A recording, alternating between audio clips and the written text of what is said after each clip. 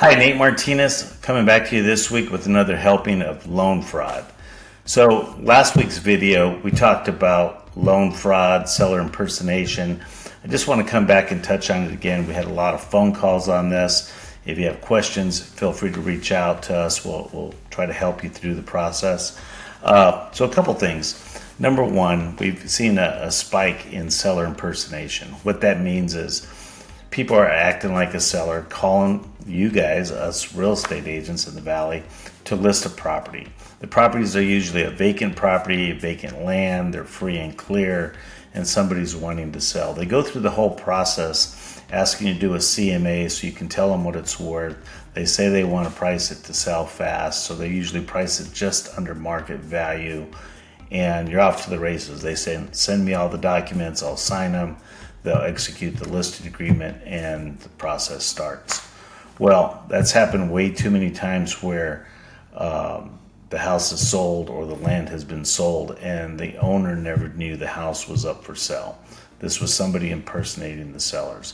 They've gotten real tricky. They have IDs, so if you want to do a Zoom call, they can hold their driver's license that matches their face, but of course all the information of the seller. So very sophisticated, but yet they're robbing people blind of hundreds and hundreds of thousands of dollars. So we have to be real careful when you get those phone calls. So I hope this is a caution for you to really put up red flags when you're getting calls from people. We've had them come through Zillow, we've had them come through Realtor.com. People are just calling us and trying to get us to list properties that they don't own.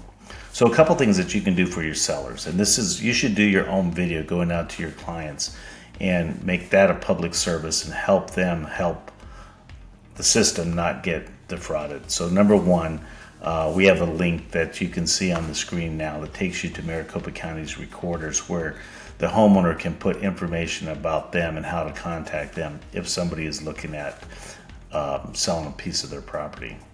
The second thing you can do is there are attorneys out there that will write a memorandum that will be recorded into the county recorder's office that usually is in front of the deed.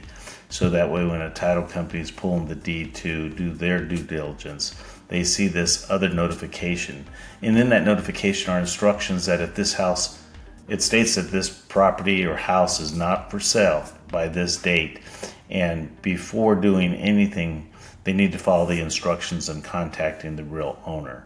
So we found that to be around a $400, $450 fee to an attorney.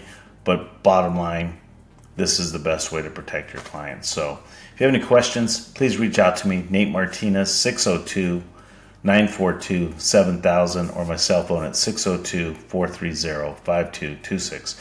Love to help you. We have some experience, unfortunately. Luckily that nothing is transferred, but we've caught them all. But we've had several instances within our office, and I imagine those instances are happening in your office as well. Oh, and by the way, make sure that your broker has cyber insurance.